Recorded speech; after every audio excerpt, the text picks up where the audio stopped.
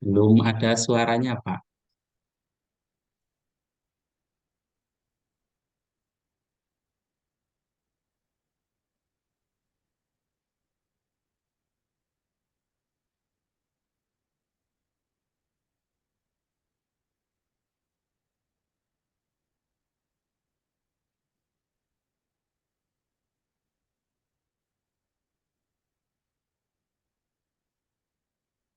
Belum ada suaranya.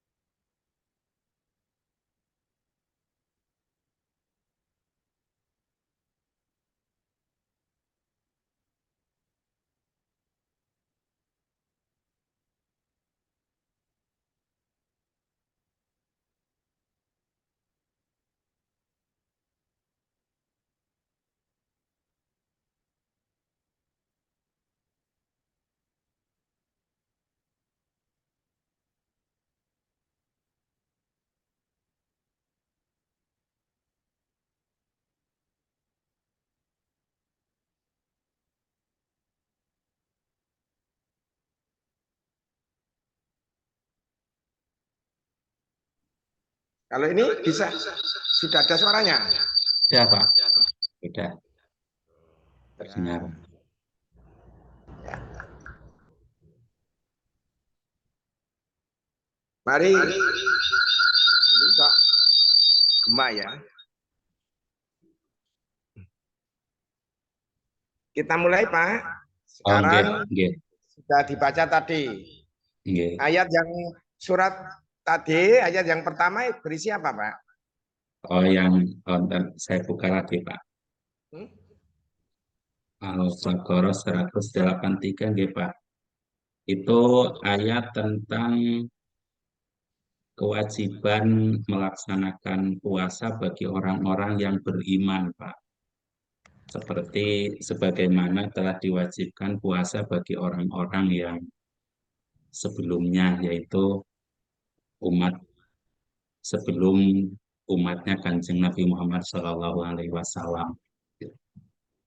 Jadi itu ayat menyatakan bahwa kita sebagai umat Kanjeng Rasul itu wajib juga melaksanakan puasa. Itu, Pak. Suaranya hilang lagi, Pak.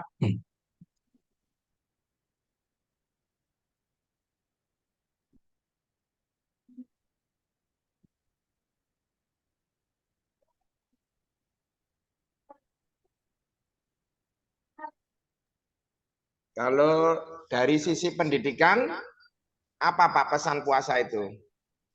Pesan Khususnya puasa, dalam menyampaikan pada peserta didik. nggih.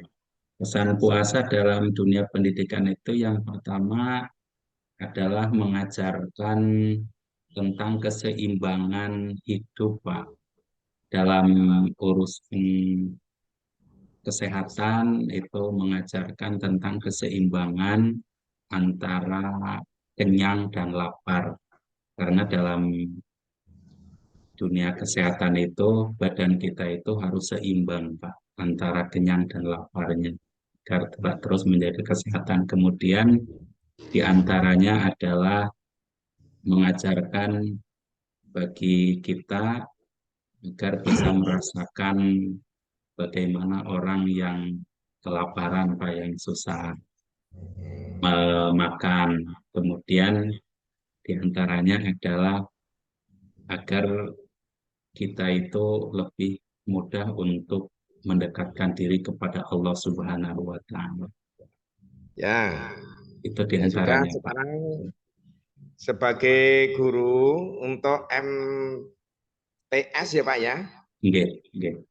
target hafalannya itu sampai mana Pak yang untuk kelas 1 umpamanya? Falan juz amma, Pak. Ya, yang juz amma. Eh, kalau dulu itu karena saya ngajar PTK-nya dulu, Pak, udah lama. Jadi sekarang enggak. Waktu saya mengajarkan Oh, PTK, Bapak sebagai imam khutbah Jumat, ya, oh, apa nggih. yang eh, baca pada setelah Al-Fatihah Pak? Kalau saya biasanya rakaat pertama surah Al-A'la, kemudian rakaat kedua surah Watin. Surah Ya, Watin, Pak. Al-A'la saja coba sekarang dihafalkan Pak. A'udzu billahi minasyaitonir rajim. Bismillahirrahmanirrahim. Sabbih isma rabbikal a'la alladzi khalaqa fasawwa walladzi qaddara fahada walladzi akhrajal mar'a faja'alahu ghutha'an ahwa sanuqri'uka fala tansa illa ma Allah innahu ya'lamul jahra wa ma yakhfa wa nuyassiruka lil yusra fadzakir in nafa'atid dzikra sayadzakaru may yakhsha wa yatajannabuha al ladzi yaslan nar kubra thumma la yamutu fiha wa la yahya qad aflaha man tazakka wa dzakara isma rabbih fasalla bal tu'thirunal hayatad dunya wal akhiratu khairu wa abqa inna hadza lafi suhufil ula suhufi Ibrahim wa Musa. Ya, Shadaqallahul adzim. ya. Sekarang sudah bagus ya. Silakan keluarkan kertas Pak. Oh, J, Pak. Ditunjukkan kalau itu masih bersih, tidak ada coretannya.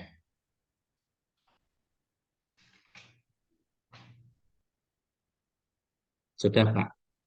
Ya, coba ditulis surat Al-Fatihah.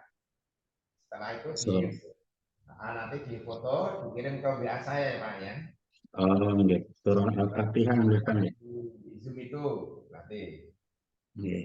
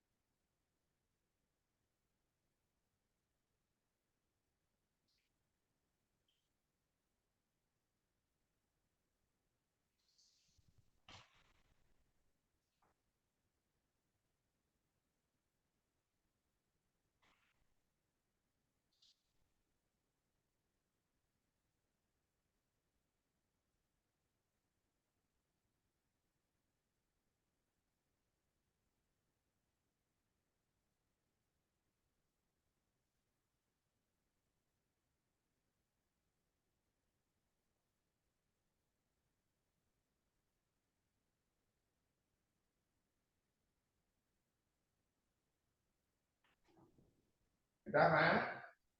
Belum, Pak. Hmm.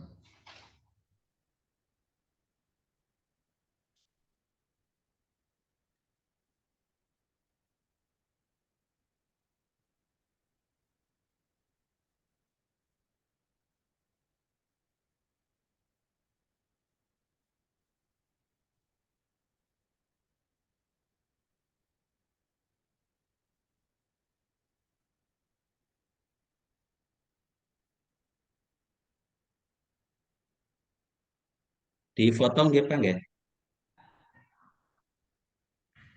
Dan Udah, Pak.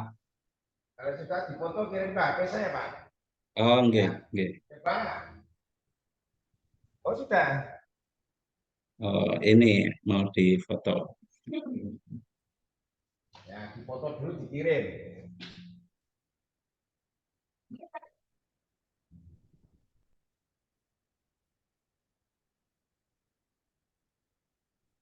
Sudah, Pak. Coba Anda buka mushaf Al-Quran Anda, Pak. Surat Nggih, Al-Fatihah. Anda lihat dibandingkan satu persatu. Ada nggih. yang salah tidak?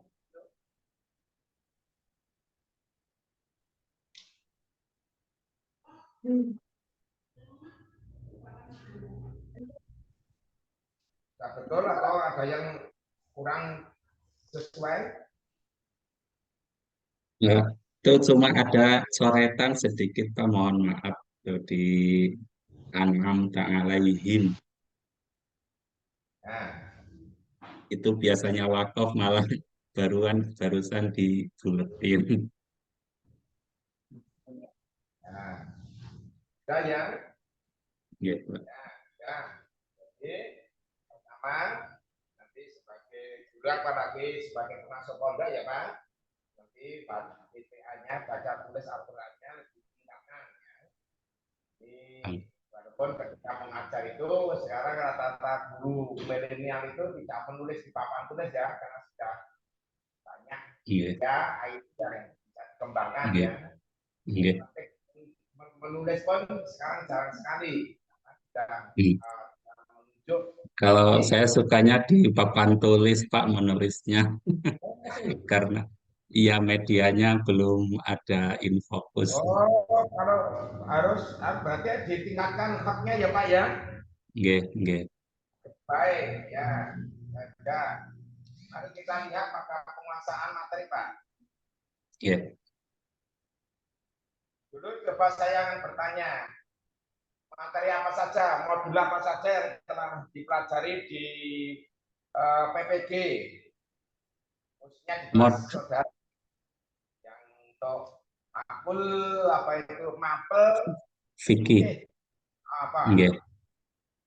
Itu tentang pertama itu modul zakat, kemudian jual beli. Itu yang penguasaan materi, yang pedagogik secara umum dulu. Oh, yang pedagogiknya teori pembelajaran, Pak. Apalagi wong banyak 4 atau berapa tahun? Enggak, itu ada 4 modul. Ya apa saja? Teori pembelajaran itu ada teori pembelajaran, teori humanistik, kemudian teori behavioristik, kemudian teori konstruktivistik, kemudian teori belajar sosial, Pak. Kemudian ada teori kognitif. Coba jelaskan satu saja pada Pak dosen ya. Cara pembelajaran fikih, maksudnya dari apa, mengajarkan apa, bagaimana penerbangannya bisa tidak. Ya, gimana Pak? Kurang jelas suaranya, Pak. Oh ya. Coba dijelaskan pada saya ya tentang salah satu teori itu dalam mengajarkan fikih kepada anak-anak. Contohnya apa? Contohnya, contoh pembelajarannya, Pak. Ya, teori apa umpamanya? Misalkan teori konstruktivistik, Pak. konstruksi Hmm. Terus konstruktivistik. silakan disampaikan. Di salah satu teori konstruktivistik itu adalah mengajak siswa untuk menemukan menemukan ilmu. Jadi melakukan asimilasi. Setelah menemukan asimilasi, menemukan informasi, kemudian dilakukan asimilasi dalam kognitifnya, dalam diri siswa tersebut. Kemudian nanti eh, siswa akan menemukan ilmu, Pak. Jadi dalam praktek pembelajarannya adalah guru itu memberikan stimulus, kemudian mengajak siswa untuk, boleh pertama mengajak siswa untuk melakukan penelitian, Pak. Penelitian tentang sesuatu di lapangan, atau kalau di dalam kelas itu sebelum dilakukan pembelajaran, guru mempersilahkan siswa untuk menanyakan sesuatu yang kira-kira belum diketahui tentang pembelajaran yang akan dilaksanakan, Pak. Implementasinya Pak, contohnya saja. Coba Pak Fatoni mengajar apa? Ya, terus kemudian bagaimana? Oh ya, misalkan saya mengajar bab toharoh, Pak, tentang Hmm. bersuci. Jadi para siswa dipersilakan oleh saya sebagai guru untuk eh, menyampaikan sedikit yang diketahui tentang toharoh sebelum pembelajaran. Atau praktek ngajar langsung, Pak, contohnya. Ya, Pak. Pak. Assalamualaikum warahmatullahi wabarakatuh. Anak semuanya Nah, bagaimana, Kak? ini langsung Coba. saja di MA Anda itu mengajar apa, Pak? Mengajar fikih, Pak, Ya, tentang tentang toharoh, tentang silakan bersuci. sampean mengajar ya dengan media yang ada ya. Jadi ketika berteaching kemarin seperti apa? Coba saya juga ingin tahu. Oke. Jadi pertama saya menyampaikan sedikit materi secara garis besar. Ayo, ini praktek Pak, langsung Anda menghadap Pra- ada salam sampai mengajar kurang lebih 15 menit ya. Sampai Oke. penutup coba. Ya. Oke. Assalamualaikum warahmatullahi wabarakatuh. Para siswa semuanya, semoga semuanya sehat semuanya. Pada hadir semuanya ya. Ya, terima kasih kalau hadir semuanya. Karena nggak terlalu banyak itu siswanya, jadi alhamdulillah semuanya hadir dan nanti insya Allah akan Bapak list kehadirannya di absen. Untuk pertemuan kali ini kita akan membahas tentang toharoh, yaitu tentang alat-alat bersuci dan tata cara bersuci.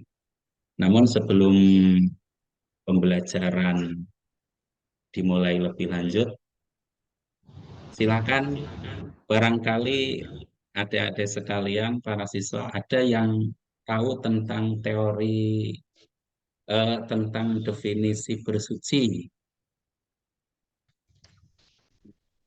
Kemudian siswa menjawab, ada yang bisa, ada yang tidak, Pak. Kemudian apa yang kalian belum ketahui tentang bersuci? Ada yang menjawab, ada yang tidak. Kemudian baiklah para siswa semuanya, sebagian ada yang sudah bisa, ada yang tahu tentang bersuci, secara garis besar ada yang belum. Untuk hari ini, mari kita membahas tentang definisi bersuci. Bersuci itu adalah membersihkan diri Kalau secara lugat bahasa bersuci adalah membersihkan dari kotoran. Kalau secara istilah fikih bersuci itu adalah membersihkan diri dari hadas dan najis. Kemudian pembagian hadas. Adik-adik, apakah ada yang sudah tahu apa itu hadas? Hadas itu ada berapa? Ada dua, Pak. Ada hadas besar, ada hadas kecil. Bagus. Hadas besar itu apa? Hadas besar itu adalah sesuatu yang harus disucikan dengan mandi.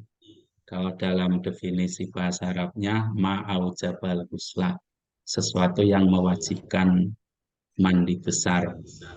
Kalau hadas kecil adalah hadas perkara yang mewajibkan seseorang untuk melakukan wudu. Oke, para siswa semuanya, untuk lebih memperdalam materi yang akan kita pelajari hari ini, para siswa boleh dibagi kelompok menjadi 4 kelompok untuk berdiskusi.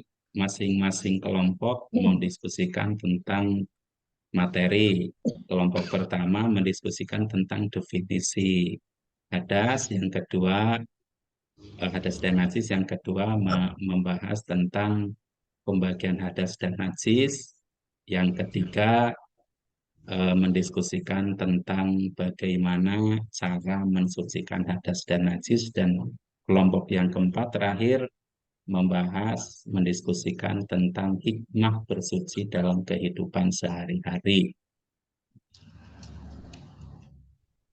Oke anak-anak, semuanya sudah beres berdiskusinya.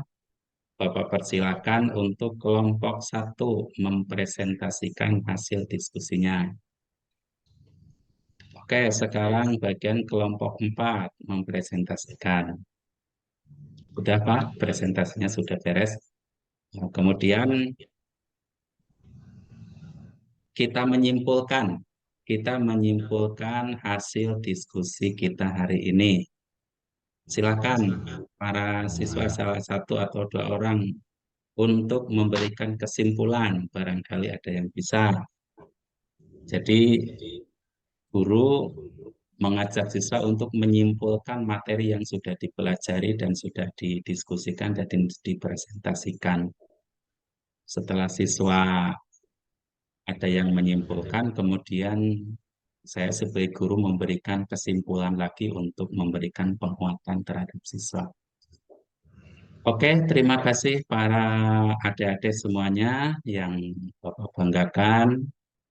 Di akhir pertemuan kali ini, alhamdulillah hampir semua siswa bisa belajar dengan baik. Semoga ilmunya bermanfaat, dan masih ada beberapa siswa yang kelihatan oleh Bapak masih kurang paham sedikit ya tentang materi ini. Insya Allah akan kita diskusikan lagi pada pertemuan kedua minggu depan. Semoga ilmunya bermanfaat. Allahumma fiq ila aqwamit thoriq. Wassalamualaikum warahmatullahi wabarakatuh.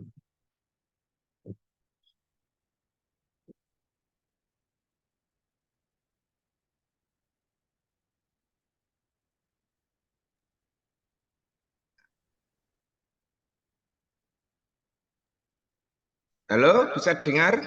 Ya bisa Pak. Ya, untuk PTK-nya kamu membuat proposal tentang apa, Pak Fatono? Tentang toharoh juga Pak. Apa judulnya? Judulnya penggunaan. Boleh ditampilkan Pak?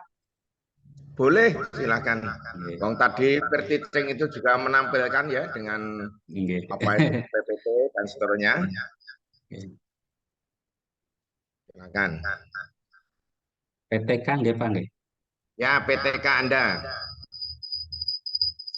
kan masih proposal lah ya. Nggih, nggih.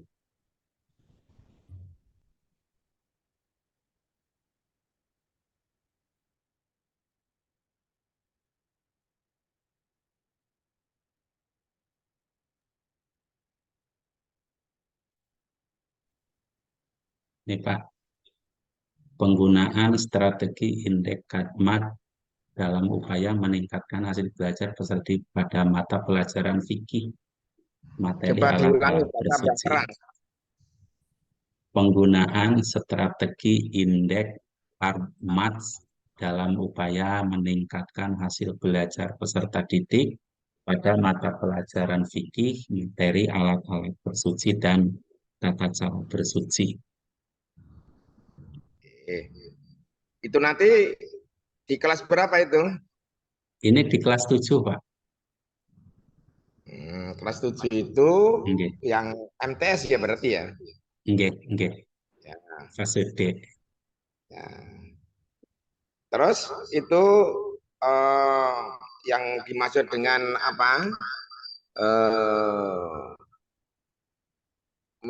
dan itu dengan Indeks, menawarkan strateginya apa tadi?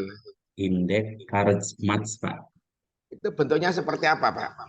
Jadi para siswa itu jadi guru itu membuat potongan-potongan kertas sejumlah seluruh siswa satu kelas, dan setiap potongan kelas itu dibagi dua, yang sebagian diisi dengan pertanyaan-pertanyaan tentang alat-alat bersuci dan tata cara bersuci. Kemudian potongan kertas yang sebagian diberi jawaban. Setelah itu di dalam pembelajaran, kertas itu dibagikan kepada siswa secara acak. Kemudian setelah beres dibagikan, dipersilakan untuk siswa-siswa yang mendapatkan potongan kertas dengan isi pertanyaan untuk membacakan pertanyaan tersebut, dan kemudian dipersilakan siswa yang mendapatkan potongan kertas jawaban untuk memberikan jawaban. Siswa yang sesuai kertas jawabannya dengan pertanyaan tersebut dipersilakan untuk membacakan jawabannya dengan disaksikan oleh siswa-siswa yang lain. Nah, sudah Seperti cukup? itu. Nggih. Sudah cukup, Pak? Ya. Ya, selanjutnya nanti harus ada beberapa yang perlu diperhatikan. Masih ada Nggih. kesempatan ya. Nggih, Pak. Ini baru UK. Nanti masih ada UI. Ini Ya. ditutup dulu ya, Pak ya. Mana, Pak? Ini ditutup dulu stop share-nya. Oh ya, ditutup dulu. Share screen-nya ya sudah. Nggih, Ya, Pak. sudah cukup. Saya sudah ada bayangan dari penguasaan materi. Yang jelas nanti Nggih, penguasaan materi terkait teori ya, Pak ya. nggih, nggih, Pak. Akan belajar lagi. Nggih, Dan nggih. Mohon nanti bimbingannya terus, Pak. kita harus berhati-hati ya. Ya Nggih, Pak. harus baik lebih menarik pada siswa. Barangkali strategi metodenya tadi harus dibuat dengan sebaik-baiknya ya. Saya Nggih, kira nggih, cukup Pak. Nggih, matur di nuwun, Pak. berikutnya dan sebelumnya mari kita tutup dan saya ucapkan terima kasih ujian kompre yang telah dilakukan pada sore hari ini. Mudah-mudahan masih ada kesempatan untuk memperbaiki ya, ada Amin, kesempatan amin. panjang perjalanannya, silakan nanti Nggih, meningkatkan untuk belajar lagi. nggih, Kita Pak. tutup kompre pada sore hari ini dengan bacaan hamdalah. Alhamdulillah. Alhamdulillahirabbil alamin. Selanjutnya, silakan diundang untuk peserta berikutnya, Pak. Oh, nggih, nggih. Saya keluar dulu nggak, Pak? Keluar dulu boleh sambil memanggil. Oh, nggih, nggih. Dipanggil dulu. Kalau tidak salah, Bu Rina. Nggih.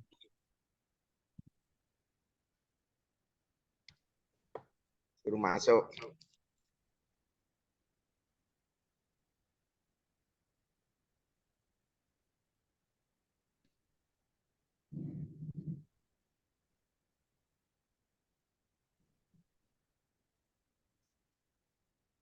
Ibu Rina monggo masuk. Bu Rina masuk. Assalamualaikum. Ya Pak, terima kasih Pak. Wassalamualaikum warahmatullahi wabarakatuh. Waalaikumsalam warahmatullahi wabarakatuh.